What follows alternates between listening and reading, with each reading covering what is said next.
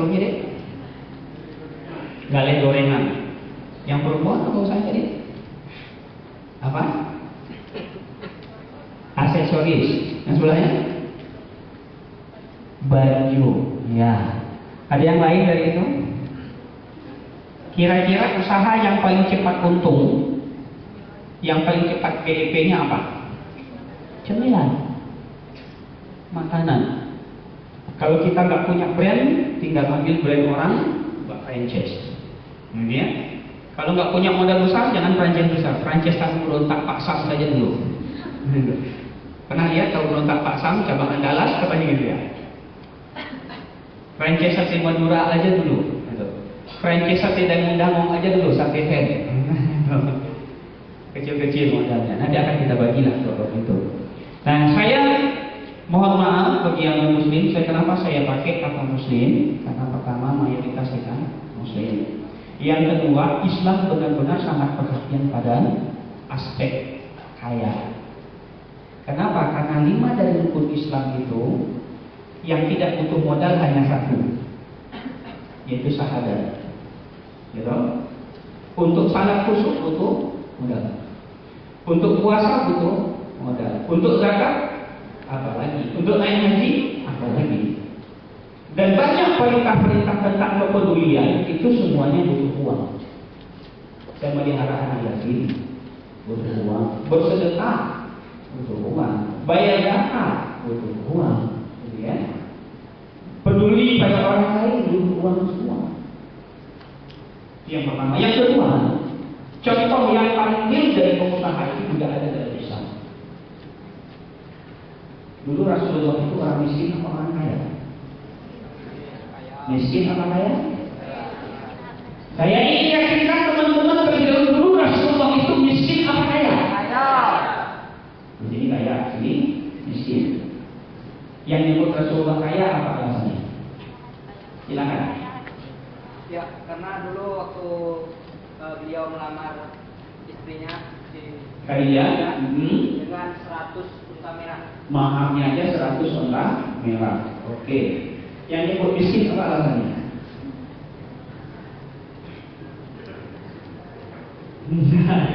Ya.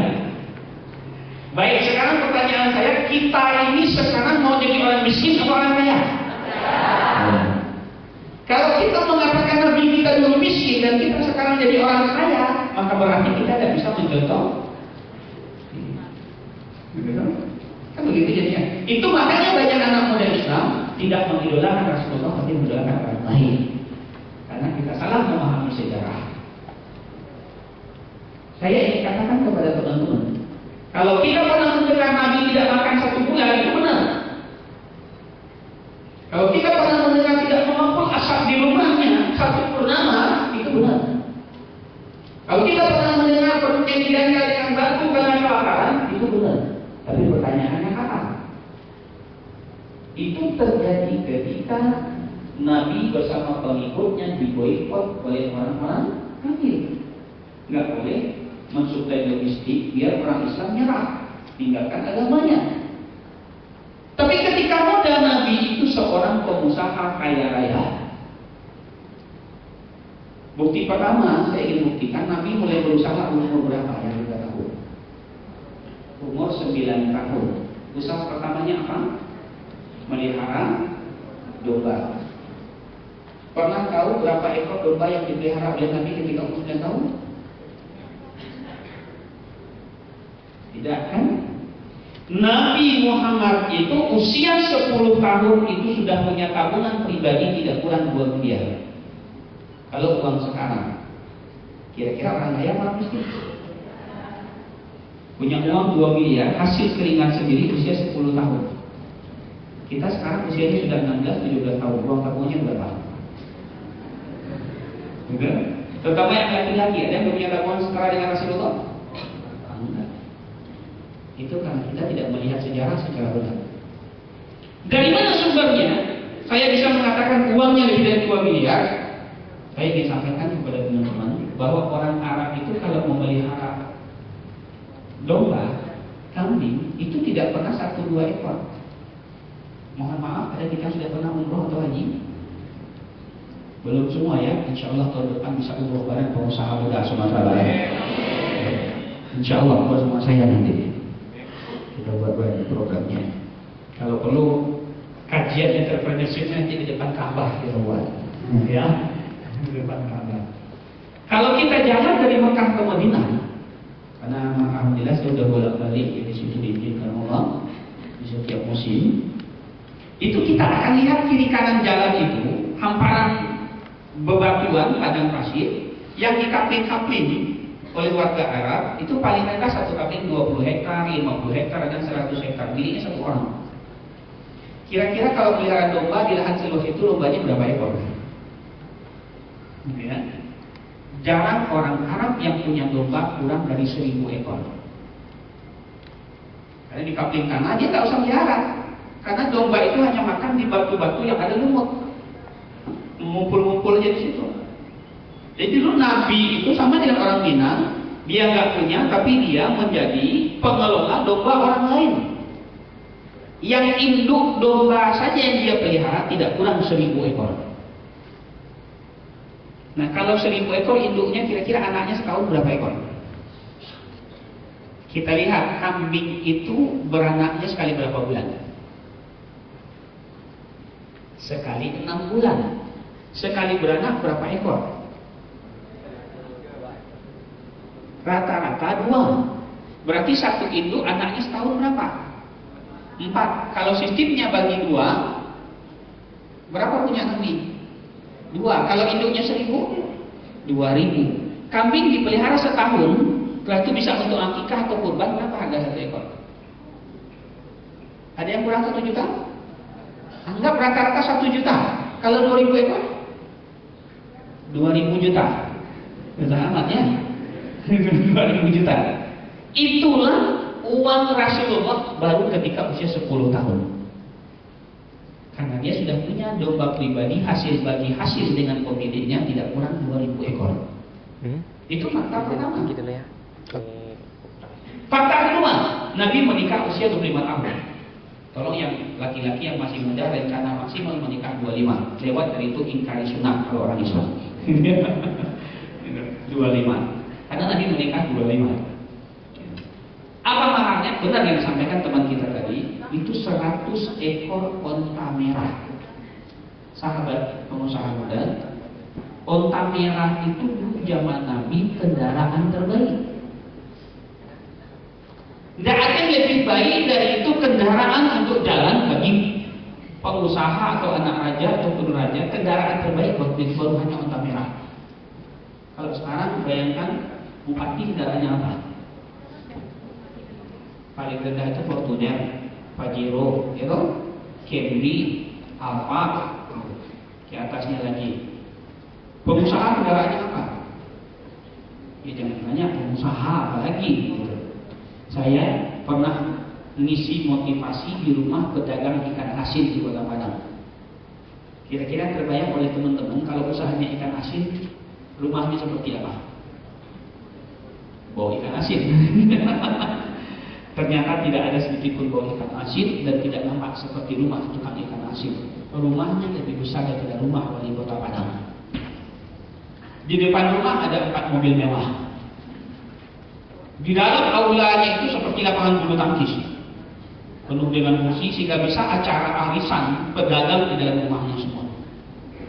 Ketika saya masuk, saya tanya kepada yang membawa, Pak, ini benar rumah pedagang ikan asin? Benar. Kenapa? Saya jujur aja awalnya kan, karena informasi, Pak, besok Bapak ngisi pengajian di perkumpulan pedagang ikan asin Kota Padang. Jadi yang kebayang kok ikan asin, gitu ya. Sampai di situ rumahnya gede, mobil mewah banyak. Di depan rumah ada Fortuner, ada Camry. Yang paling rendah itu waktu itu kalau nggak salah, kalau sekarang apa ya? Sedan mewah gitu. 4 lagi. 4 di depan rumah. Saya tanya, itu benar benar Pak? Terus saya tanya, dia dagang di mana? Dia dagang di rumahnya Pak. Terus gedenya di mana? Terus yang di belakang PA. Kan di belakang PA itu terus ikan asin semua tuh. Belakang PA. Saya tanya, dia bisnis ikan asinnya kayak apa nih kok bisa begini? Beliau ini hasil minimalnya 1 bulan 1,6 miliar dari jualan ikan asin. Masa sih saya bilang, bener Pak, dia grosir ikan asin nomor 1 di WA. Satu hari bisa mensirkulasi ikan asin 30 ton. Dia ngambil 1 kilo itu selisih jual, masuk barang dari Medan, masuk dari air bangis, dia sumber-sumber ikan, masuk dari Nakal, Madinah, itu ke dia dulu. Baru dia distribusikan nanti ke pedagang-pedagang kabupaten kota. Dia pemasoknya. Dan itu sehari sirkulasi ikan asin yang dia kelola 30 ton. 1 kilo dia dapat minimal 1 kilonya itu Rp2.000. Coba kalikan, kalau 1 kilo Rp2.000, 1 ton berapa? 2 juta. Kalau 30 ton 60 juta. Kali 30 hari 1,8 M. Pertanyaan, kalau jadi pegawai itu pegawai kelas berapa? Pegawai kelas berapa? Saya sangat dekat dengan gubernur. Wali Kota Padang senior saya di kampus. Saya kalau masuk rumahnya nggak perlu lapor sama ajudan segala macam, tinggal masuk. Gaji gubernur itu hanya 16,5 juta sebulan. Itu gajinya ya, di luar tunjangan langsung operasionalnya tidak lebih. Tapi gaji pedagang ikan asin 1,8 M sebulan. Ini yang lebih enak sebenarnya. Lebih enak gitu ya. Itu contoh yang menarik menurut saya membahas tentang, makanya kita hari ini bahas bagaimana menjadi pengusaha. Baik, teman-teman itu sekedar merubah cara berpikir kita aja dari awal. Tidak dilarang kita S1, tidak dilarang kita S2, silakan. Tidak dilarang kita S3, silakan. Tapi kalau mau jadi pengusaha, mulailah dari sekarang. Mulai dari sekarang. Nah, dasar pemikiran kenapa kita jadi pengusaha nih? Bahwa Islam itu menganjurkan kita berusaha. Ini beberapa ayat contohnya. Setelah selesai salat, maka berterbanglah kamu di muka bumi, carilah karunia Allah dan ingatlah sebanyak-banyaknya agar kamu beruntung. Ini dalil-dalil saja. Dan usaha yang paling baik itu kata Rasulullah adalah usaha jual beli, bukan usaha multi level. Ya. Jadi saya tekankan, kalau mau jadi pengusaha jangan jadi pemain multi level. Karena itu yang dikatakan saya dari jauh, saya dengar tadi yang di depan ya, yang instan-instan, yang ceritanya mimpi-mimpi itu tidak akan bertahan.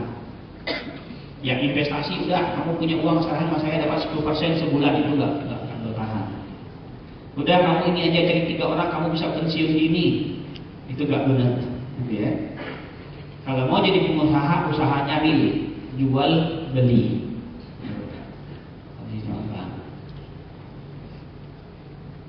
Mencari rezeki yang halal itu hukumnya wajib. Tidak bisa. Kemudian kalau kita tambah hadis lain, tangan di atas itu lebih mulia daripada tangan di bawah. Jadi sekarang kalau boleh saya beri status kepada teman-teman mahasiswa, kalau nggak malu ya, tolong buatkan di meja belajar kita status kita sebelum bisa menghasilkan uang untuk pengemis elit. Kenapa? Karena tiap bulan datang minta, "Mang, uang," gitu ya. "Pang, SPP, Pang, beli sepatu," bahkan sampai beli rokoknya minta.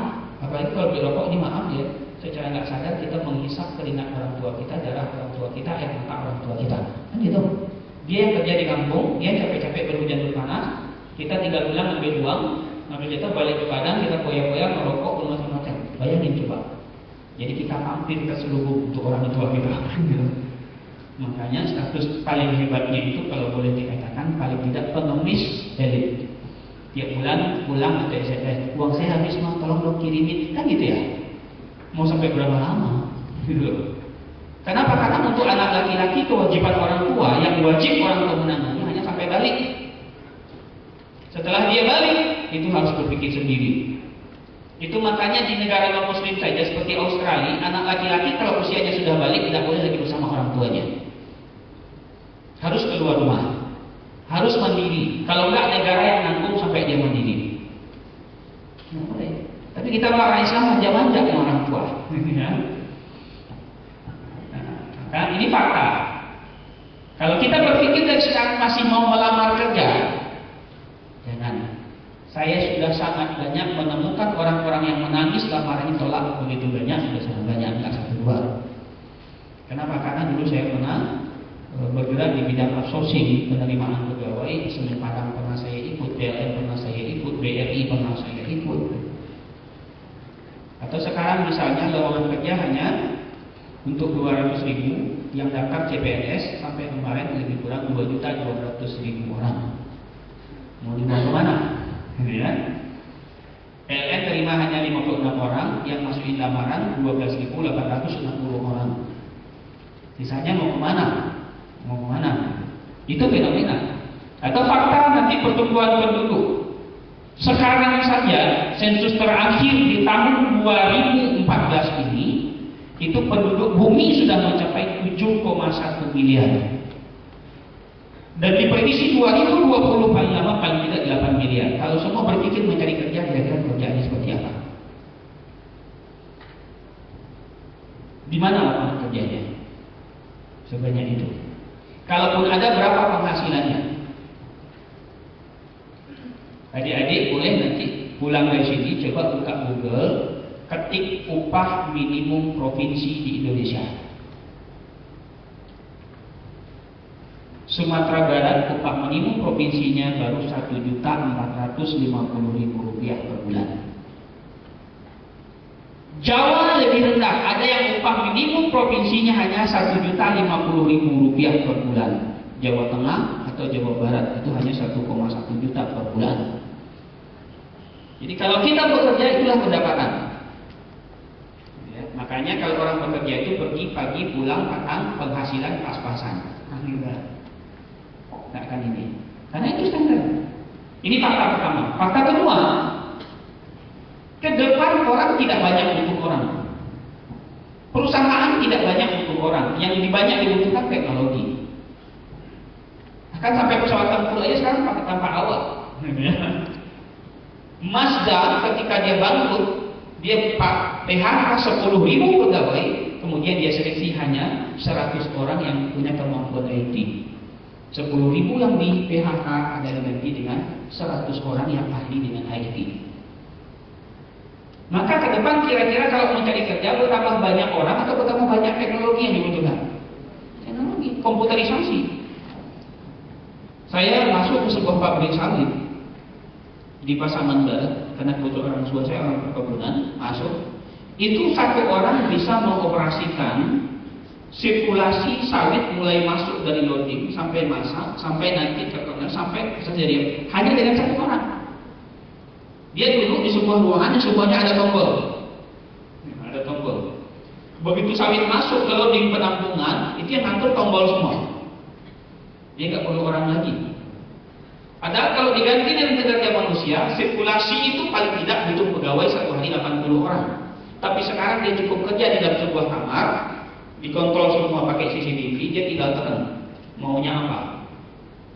Kira-kira berapa pengurangan orang kalau itu kita cari? Kalau masih berpikir bekerja. Ini fenomena yang kita lihat. Kita lihat yang lain. Gaji bekerja sama orang lain tidak pernah cukup membuat kita kaya. Sekalipun PNS. Mohon maaf, kalau ada PNS yang kaya, kita perlu curiga kalau dia tidak berusaha. Kenapa? Karena saya tahu persis gaji PNS. Karena kebetulan apalagi sekarang saya diberi amanah sebagai Kepala Badan Amil Zakat Nasional Kota Padang. Saya punya data pegawai Kota Padang semua, PNS dari golongan 1 sampai golongan 4 tertinggi, ya, sampai sekda. Karena dia wajib zakat semua, kita tahu angkanya semua. Berapa? Gitu. Maka kalau ada mereka yang kaya sebagai pegawai, kita perlu curiga. Kalau dia tidak berusaha, kecuali dia berusaha. Makanya adik-adik pernah dengar kisah Wong Solo yang punyanya Pak Puspowardoyo? Itu dulu PNS, terlanjur di PNS, ya. Dua-duanya PNS, dua-duanya jadi guru di sebuah SMA favorit di Sumatera Utara. Satu guru fisika, satu guru matematik. Dan sang suami sudah jadi wakil kepala sekolah, guru idola lagi oleh anak-anak.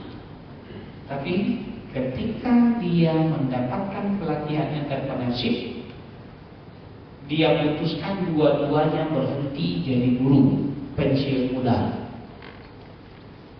Kira-kira apa kata teman-teman sama guru?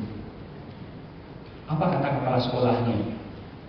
Banyak yang sampai ngangkat tangan begitu dia lewat, diginiin sama teman-teman. Karena yang dari baik kecil semua. Begitu kata teman-teman. Tapi apa yang dia lakukan? Dia sit back, kembali mikir ke masa-masa kecilnya yang usil mengganggu ibunya masak. Dulu itu dia paling senang pujian tetangga. Kalau dia sudah ngantar ayam goreng atau ikan bakar, ayam bakar ke tetangga, tetangganya selalu bilang, masakan ibumu enak ya. Kalimat itu yang jadi pegangannya, percaya diri, berhenti jadi PNS guru dua-duanya. Akhirnya dia berhenti, dia minta uang pensiunnya tidak dibayar bulanan tapi dikumpulin semua. Dia pindah ke kota Medan, dia cari daerah yang tidak dipakai orang, rawa-rawa seperti di bypass itu. Kalau kita tahu banyak kiri kanan. Dia tanya yang punya, dapat nomor, dia cari, minta pinjam. Dia timbun, dia dirikan pertama pondok bambu ikan bakar dan ayam bakar. Yang nggak pernah terpikir tempat ini tempat kuliner. 3 bulan setelah itu rata-rata pegawai kota Medan pergi makan siangnya ke pondok bambu yang dia buat di tengah rawa-rawa itu. Sekarang apa yang terjadi? Dia punya 27 cabang rumah makan Wong Solo se-Indonesia dengan omset tidak kurang 6 miliar satu bulan. Sementara kalau dia pergi ke Sumut, dia cari kawan-kawannya sama guru, gajinya masih segitu-segitu terus. Dan dia tidak hanya sukses berusaha, tapi juga sukses membangun rumah tangga sakinah mawaddah warahmah. Kenapa? Istrinya 4, akur keempat-empatnya. Dan yang paling bahagia itu anak-anaknya. Kenapa? Punya ibu 4. Jadi kalau ada anak yang di Medan, sekolah di Jakarta, dia tinggal di rumah ibunya di Jakarta. Ada anak yang di Jakarta jalan-jalan ke Sulawesi, dia tinggal di tempat ibunya di Sulawesi. Jadi ibu anaknya punya banyak ibu. Dan semuanya rukun. Semuanya rukun karena semua diberikan oleh usaha. Dan logikanya Pak Puspo itu sederhana. Orang biasanya kalau sudah banyak uang, makanan pada bergizi, mohon maaf, itu kecenderungan terhadap medis tinggi, gitu ya. Apalagi sering pergi-pergi, mulai usaha ke Sulawesi, mulai usaha ke Medan, mulai usaha ke Jakarta, mulai usaha ke Bandung, gitu. Saya kan ingat di hotel godaannya kan banyak. Lalu dia bilang sama istrinya, pilih mana, saya selingkuh atau saya punya istri halal di situ. Akhirnya semua istri sepakat tidak dalam itu tiap kota di mana ada cabang usaha boleh buka 1 cabang di situ. Itu Pak Puspo waktu itu. Dan anaknya yang paling beruntung tadi kemana-mana ada ibunya, karena ada saudaranya, gitu. Jadi subhanallah, ini contoh. Maka jadinya kita bekerja sama orang lain tidak apa-apa cukup. Makanya gaji PNS itu sering diistilahkan apa? 3 koma. 3 hari setelah terima gajian koma. Kenapa? Gaji 2 bulan nggak cukup, udah potong operasi, pinjam ini itu gitu. 3 hari kan pinjam lagi, lagi. Begitu itu sirkulasinya. Baik, ini fenomena yang saya sampaikan. Sementara kita orang Islam itu harus kaya. Mau masuk surga yang paling cepat, orang kaya para miskin. Hah? Mau masuk surga paling cepat itu jadi orang kaya atau jadi orang miskin? Mau dapat pahala banyak yang paling enak itu jadi orang kaya atau jadi orang miskin? Saya sudah sampaikan dimanapun seminar pertama untuk mahasiswa, saya katakan jadi orang kaya itu bisa masuk surga tanpa beribadah. Saya nggak bisa puasa sunat karena sibuk urus usaha. Saya nggak bisa baca Quran banyak karena sibuk urus usaha, kayak gitu ya. Tapi saya punya uang banyak. Saya bisa biayai penghafal Quran sampai tamat dengan uang saya.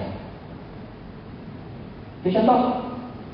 Kalau saya bisa membiayai penghafal Quran dengan uang saya, terus dia hafal 30 juz Quran, dia rawat hafal itu sampai dia meninggal, apa balasnya? Seorang penghafal Quran meninggal itu yang pertama di alam kubur, tubuhnya nggak akan diganggu oleh tanah, oleh makhluk awet sampai kiamat. Yang kedua, dia berhak memasukkan orang ke surga 70 orang tanpa hisab. Itu keutamaan jadi penghafal Quran. Nah kalau saya biayanya kuliah sampai hafal Quran, sampai melakukan kira-kira saya masuk satu tidak dalam daftar yang akan dia bantu. Tidak mungkin enggak loh gitu ya. Jadi saya bisa masuk surga tanpa hisab dengan membiayai seseorang penghafal Quran. Atau saya nggak banyak puasa sunat Senin Kamis karena sibuk ngurus pekerjaan. Bulan Ramadan saya jadi donatur perbukaan di masjid-masjid yang jadi perbukaan bagi orang puasa. Saya dapat apa? Kan dapat pahala puasa seperti mereka puasa. Hanya dengan jadi donatur perbukaan. Kan enak ini. Makanya Rasulullah mengatakan yang kita boleh ini salah satunya adalah kepada orang kaya yang menggunakan kekayaannya untuk ibadah. Saya yang memicu saya jadi seorang beralih menjadi pengusaha itu salah satunya apa? Ketika gempa Aceh, tsunami Aceh, saya diberi amanah 1 bulan, hampir 1 bulan, jadi koordinator lawan sipil di Malabu di daerah Paling Barat. Ketika menggalang dana di Sumatera Barat, gitu. Orang Sumatera Barat pada hancur semua, gedung-gedung segala macam. Saya telepon seorang pengusaha yang punya hotel Femina di Jalan Bagindo, di sana ada hotel Femina depan KRI. Saya cukup dekat dengan keluarga itu, saya telepon. Maka ibu itu justru dengan senyum aja kalau jawab telepon, orang di Sumber hancur-hancur ya. Aduh Pak Ustaz, maaf katanya, saya masih di kapal pesiar di Thailand sekarang. Jadi enak benar jadi pengusaha ini ya.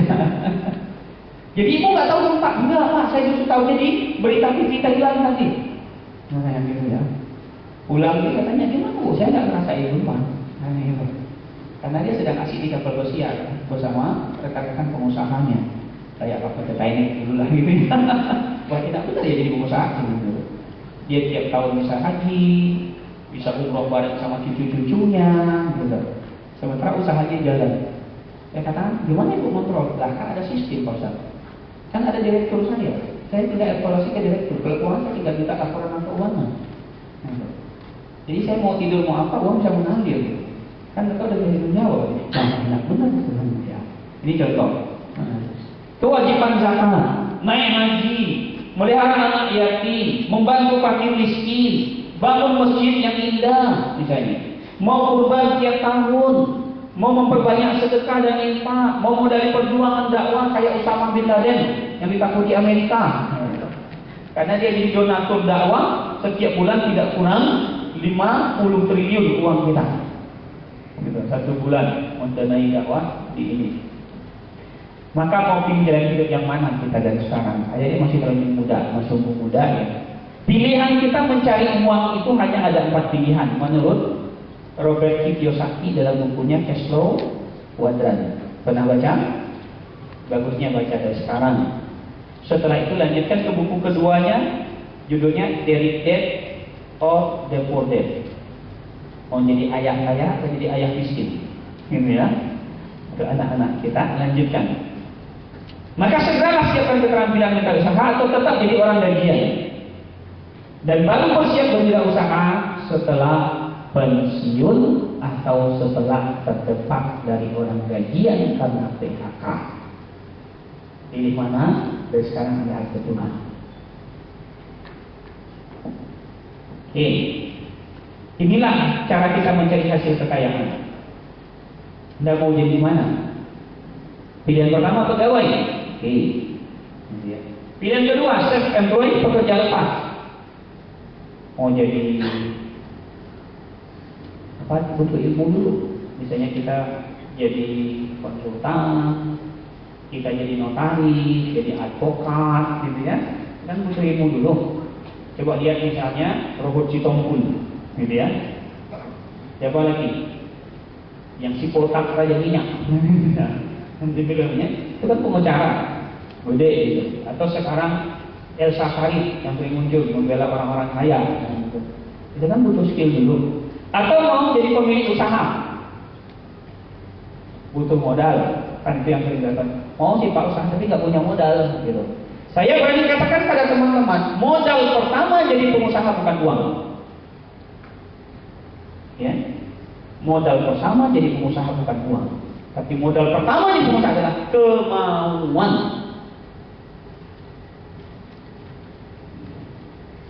Tidak ada kata tidak mampu dalam dunia ini, yang ada kata tidak mau.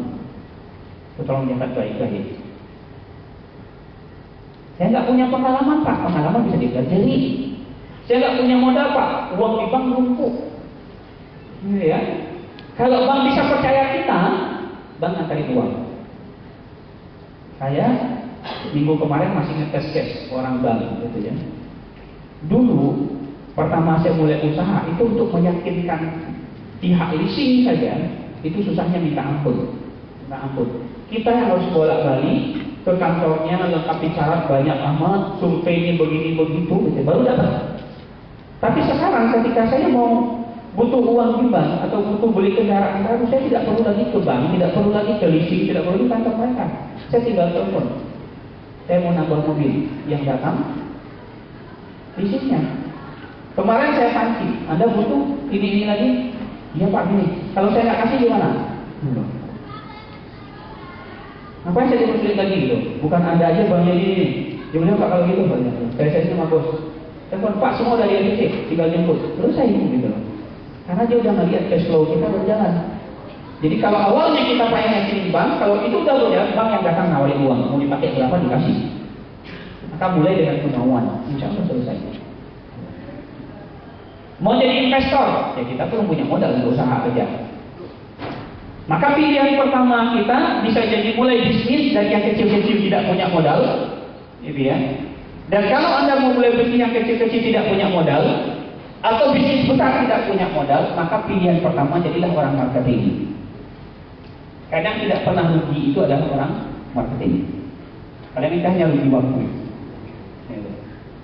Saya kemarin ketika ngeklaim mobil di Intercom, sampai situ yang pertama sekali saya bukan bicara klaim, tapi sampai di situ kita dikasih amplop oleh salah seorang agen Intercom. Ini uang apa? Ya. Pak, ini uang rekomendasi Bapak kemarin ke nama Bapak itu suruh ngambil mobil ke sini. Gitu. Jadi saya hanya cuma telepon, ngasih nomor, dapat uang. Dapat uang. Dan kalau Anda mau itu enak. Nanti saya ajarin caranya bagaimana cari uang tanpa modal. Cukup ngantongin nomor-nomor telepon, gitu ya. Dan punya kartu nama setelah itu, Anda bisa jadi uang. Anda cari uang. Salah satunya apa? Jadi aja mobil. Nggak punya mobil, tapi PD aja datang ke Auto 2000. Ada mobil baru keluar, Anda dekati, bawa teman, tolong foto dong saya dengan mobil ini. Nanti keluarin foto di Facebook. Yang butuh mobil baru dari Auto 2000, silakan hubungi saya. Gitu ya. Udah jadi uang itu. Gimana caranya? Cukup Anda cari satu orang salesnya. Pak, sales marketingnya siapa? Kalau saya perlu atau orang kampung saya perlu, saya hubungi siapa? Gitu ya. Nanti kalau saya bisa jual satu unit, saya dapat berapa? Gitu. Kan foto di depan mobil baru kan nggak bayar, gitu ya. Masuk Auto 2000 Anda nggak bayar, masuk Intercom Anda nggak bayar, masuk Elang Perkasa Anda nggak bayar. Gitu. Tinggal jual wajah doang, foto di situ Anda upload, gitu. Kasih nomor telepon. Nanti pulang kampung ada orang keluarga kita mau jemput, sama saya Pak. Saya punya ininya, bisa dapat diskon sekian gitu. Mudah urusannya Pak, ya udah. Tinggal bawa gitu, ini tolong orang kampung saya, kamu udah main, dapat saya berapa nih, gitu.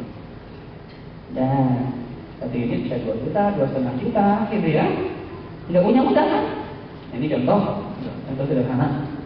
Gitu. Atau sayang aja sekarang pilkada langsung udah 2 kali nih, undang-undangnya. Kalau pilkada langsung itu enak jadi uang. Bagi orang pengusaha, minimal jual baju kampanye. Saya punya guru motivasi bisnis, itu dia dalam 1 bulan bisa untung sampai 4,5 miliar hanya bermodal mobil rental 2 hari. Dia pakai dasi, dia bawa temannya satu seperti ajudan, ya, rental mobil 2 hari, dia datangi pimpinan sebuah partai yang banyak uang. Pak, saya punya mitra usaha di Bandung pengadaan baju kampanye. Dia datang dengan bayar pakai dasi. Datang, kalau Bapak beli di sini atau caleg Bapak beli di sini harga sekian. Kalau Bapak bisa kumpulin kolektif, kami bisa kasih ke Bapak harga 1 lembar hanya Rp6.000. Baju kampanye itu ya. Bapak butuh berapa lembar untuk Sumatera Barat? Butuh lembar untuk ini. So, gitu. Wah, benar juga nih. Modalnya cuma mobil rental. Dia dasi, bawa orang satu ke Eden, bawa satu Malaysia, apa enggak tahu gitu. Nah, Oke, kalau deal Pak, tolong Bapak buatkan pernyataan bahwa Bapak benar mau ngambil baju sama kami. Dan dibuat surat oleh sekretaris DPD sebuah partai bahwa partai itu sepakat ngambil baju ke dia, ke Bapak ini, seluruh baju saat ini, sekian lembar, harga sekian. Dengan modal itu dia pergi ke Bandung. Modal berikutnya apa? Tiket pesawat. Bermodal bukti orang Mesir itu, dia datang langsung pabrik baju kaos di Bandung, dia bilang, saya punya konsumen sekian juta lembar. Anda bisa kasih saya berapa satu lembar? Ini buktinya, permintaan sudah saya ambil dari sebuah partai. Ini baru satu partai loh, partai lain juga akan saya lobby katanya. Nah dengan modal begitu orang percaya, oke, kami bisa kasih ke Anda satu lembar 4.750. Dia jual di sini 6.000. Yang kasar itu ya, yang kayak tangguh persaringan itu. Cuma segitu tuh modalnya. Tapi dia dapat berapa lembar? Dapat 3 juta lembar. Kira-kira dapat uang berapa? Satu lembar selisihnya 1.500 rupiah. Satu bulan dia dapat 4,5 M. Tanpa modal Pak. Enggaknya. Ada lagi yang lain yang lebih usil, dia cuma bisa itu ngupload. Yang dia kerjain apa? Mencari orang yang sedang iklan. Dan dia hanya belajar satu, bagaimana bisa masuk di Google di halaman pertama iklannya. Jadi menguasai teknologi bisa jadi uang semua. Nah, ketika suatu hari ini jalan-jalan di Jakarta, dia melihat ada orang yang menyewakan steger. Tahu steger? Tangga tukang kerja itu yang disusun-susun. Wah, ini uang nih katanya. Dia ambil nomor itu, dia telepon. Tanya, Anda punya berapa unit? Katanya. PD dia bilang begitu. Saya lihat Anda punya iklan menyewakan steger. Saya mau tahu Anda punya berapa unit steger yang ada. Disebutin sama orang itu. Kalau saya ngambil semuanya dalam hari yang sama, Anda bisa kasih berapa per unit sama saya? Harga terendahnya bisa 27,5 Pak. Oke. Harga pasaran sekarang berapa? 35.000. Dia buat iklan di Google, kemudian di search. Butuh steger murah. Udah ini sudah dia. Dia telepon. Ternyata sedang ada proyek mendadak banjir di Jakarta. Butuh banyak steger. Butuh 5.000 unit steger untuk sepanjang mendadak banjir itu mau dipasang sama orang karena dikejarin target harus selesai akhir Desember. Dia kok dapat. Hanya modalnya iklanin, ngubungin sumber steger dengan Pemda. Dapat 5.000 unit, dipakai 3 bulan, satu hari dia dapat selisih sewanya itu 3.000 per unit. Coba itu. Ya. Nah ini contoh sederhana. Yang paling sederhana sekarang, nanti saya buatkan beberapa usaha yang sederhana, nggak usah bikin rumit-rumit gitu ya. Tapi Anda mau masuk di mana? Boleh pilih dari sekarang terlebih dahulu. Mau jadi pegawai, mau jadi buka usaha, atau apa silakan. Ini kuadran yang pasti ada. Sementara Islam memandang pekerja berkebutuhan halal itu adalah wajib. 9 dari 10 pintu penghasilan itu adalah wirausaha. Bahkan ujungnya 9 dari 10 sahabat yang jadi masuk surga adalah pengusaha. Maaf yang pegawai. Gitu ya. Karena sahabat Nabi 10 yang jadi oleh Nabi masuk surga, 9-nya itu pengusaha. Cuma 1 yang pegawai. Mandiri itu membuat kemuliaan. Larangan meminta-minta itu jelas dari Islam dan prinsip dasarnya ini. Niatnya ibadah, usahanya real, harus halal, profesional dan seimbang. Ini prinsip kalau kita mau jadi pengusaha. Kita lanjut sedikit lagi. Yang kita butuhkan pertama adalah perubahan mental, bukan perubahan uang, bukan perubahan gaya. Saya yakin kalau Anda lihat saya datang tadi, Anda nggak akan percaya kalau saya akan isi seminar hari ini. Kenapa? Saya datang dengan motor butut. Bagi orang kalau menjadi pengusaha itu kan malu pakai motor. Tapi saya ingin berprinsip bagaimana saya tidak tahu tempat waktu. Saya tidak terjebak macet. Tadi saya sudah datang jam 9:30 karena diminta panitia menandatangani semua sertifikat dulu di belakang. Saya dipanggil-panggil oleh moderator, saya masih dibajak di belakang. Selesai dulu Pak, nanti orang mau butuh sertifikat. Kenapa saya pakai motor? Karena tadi pagi jam 7 saya sudah mengisi pengajian motivasi untuk guru-guru SMP di SMP 25 Padang. Perkiraan paling cepat selesai jam 9 dan itu tanya jawab lagi. Biasanya kalau banyak tanya jawab lambat. Nah, kalau saya pakai mobil saya akan terlambat sampai ke UPI. Jadi kalau saya pakai motor saya bisa jalan pintas. Dari Khatib Sulaiman, motong ke Bandar Kali, keluar dari sini, dan sampai ke sini. Saya hanya butuh waktu 10 menit. Maka saya pilih pakai motor. Jadi jangan tampilan dia kita lihat, semua kita lihat. Tapi kenapa? Makanya nasihatnya Robert Kiyosaki bagi seorang pengusaha kalau sukses untuk mengambil sesuatu, tolong pikirkan apakah sesuatu itu menambah penghasilan atau mengurangi penghasilan. Jadi kalau kita misalnya ambil mobil, Avanza nambah penghasilan. Tapi kalau saya ambil mobilnya itu Alphard, nguras penghasilan, liabilitas yang meningkat, jangan. Ya. Tapi kalau Avanza saya ambil bisa saya masukkan ke rental. Gitu. Pertama cicilan bisa mikir, yang kedua cicilan jadi untung, yang ketiga setelah bakal cicilan habis, mobil milik saya jual selisih sekian persen pertumbuhan uang saya dibandingkan uang bank. Ini kan bahasa matematik, gitu ya. Kalau itu berusaha.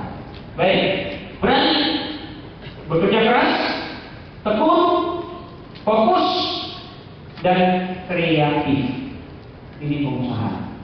ATM, amati, tiru, modifikasi. Kayaknya kalau mau jadi pengusaha kuliner, sering-sering makan. Di mana yang ramai cicipi. Coba dulu. Baik, kita lanjut. Dan sejarah membuktikan bahwa Islam itu semua buat oleh pengusaha. Rasulullah itu pengusaha sukses. Bayangkan maharnya saja 100 ekor unta merah, kalau sekarang paling tidak 100 buah Fortuner. Pernah nggak ketemu orang menikah maharnya 100 buah Fortuner? DP ditantang oleh yang dia fitnah, kalau bisa membuktikan dikasih 4 Lamborghini, gitu ya. 4 Lamborghini cuma, 4 Lamborghini berapa sih? 24 miliar sampai 30 miliar. Ini 100 buah Fortuner maharnya aja. Maharnya aja. Abu Bakar pengusaha, Umar pengusaha. Kalau kita bicara Umar yang kita kenal apanya? Kita banyak kenal hanya kerasnya, premannya, gitu ya. Kemudian setelah jadi khalifah, zuhud dan adil bijaksananya, mau pikul gandum dengan pundaknya. Tapi pernah nggak kita kenal kalau Umar itu seorang pengusaha properti terkenal yang sampai sekarang belum ada tandingannya? Kenapa? Umar sebelum jadi khalifah sudah punya rumah dan tanah 70.000 kapling. Boleh kita buka di Sirah Nabawiyah bab entrepreneurship. Mulai dari Mekah, Madinah sampai ke Sultan Suez di Mesir, dia punya rumah. Pola Umar memperbanyak kekayaan yang sisi disewa beli. Jadi ada orang jual terdesak murah dia beli. Beli sekarang 3 tahun lagi ramai kan naik jual, beli lagi yang baru. Semua yang dia beli dia sewakan, uang sewanya dia belikan lagi yang baru, terus berkembang dikelola dengan baik. Sekarang di Indonesia properti dikuasai oleh Chinese, Ciputra Group. Ciputra kaya bukan karena uang pribadi, tapi karena uang bank. Tapi Umar punya 70.000 kapling serta dengan rumah di atasnya tanpa pinjaman bank. Itu Umar, pengusaha. Kita lihat yang lain, Utsman. Utsman bin Affan sekali berinfak berapa banyak? Infak Utsman bin Affan sekali berinfak ketika perang Hunain kalau diuangkan dengan uang sekarang itu tidak kurang dari 30 miliar. Kenapa? Dia membeli 900 kuda, 100 ekor unta, 1000 buah pedang dan 1000 paket untuk pejuang. Dia beli sendiri. Itu infak sekali berinfak. Abdurrahman bin Auf sekali berinfak 70 kontainer. Kalau ukuran sekarang ketika musim paceklik. Itu sejarah membuktikan. Abu Dahdah dia bisa menginfakkan kekayaan yang paling mahal yaitu kebun kurma di Masjid Nabawi. Kalau sekarang saya pernah tanya, tanah berapa per meter di sekitar Masjid Nabawi itu tidak kurang 1 miliar per meter. Ya. Di Masjid Nabawi itu. Bayangkan kalau dulu itu kebun kurmanya mudah-mudah semua sekali Masjid Nabawi. Tapi dia bisa infaknya sekali infak semua ke Islam. Jadi sejarah membuktikan bahwa Islam itu dulu kuat semuanya oleh pengusaha. Ini fakta. Dan seterusnya. Maka oleh karena itu mulailah dari sekarang. Kalau mau mulai, uang bukan modal utama catatan pertama. Uang bukan modal utama. Apa contoh usaha tanpa uang nanti saya sampaikan. Satu, kalau mau memulai. Yang kedua, mulai dengan usaha kecil. Kita kenal Agin. Apa usaha pertamanya? Sebelum sekarang punya omset miliaran per bulan, usahanya apa? Jual buku kaki lima. Mulai usaha hanya dengan modal 500.000. Itu pun bukan untuk beli buku, tapi beli tas bawa buku. Di mana dia mulai usaha? Di kamar kosnya sebagai mahasiswa dengan dua temannya. Patungan bisa belanja dapat 15.000, beli tas, kemudian dengan modal tas dan modal kartu mahasiswa dia datangi toko buku. Kalau buku itu kan sistemnya tidak beli, tapi konsinyasi. Ambil, jual, berapa terjual baru bayar. Gitu. Yang dijadikan jaminan hanya kartu mahasiswa. Di mana mereka mulai berusaha? Di masjid-masjid. Di mana orang ramai dia bilang bukunya di situ sebelum salat, habis salat. Zuhur dia di masjid ini, asal di masjid itu pindah-pindah. Jumat satu di sini, satu di situ, kumpul lagi nanti di Jumat. Mulai di ruangan sebuah kamar kos, modal 500.000. Itulah mulai usahanya Amin sederhana. Jadi jangan modal dulu pertama, dia ada kemauan mulai dari yang kecil.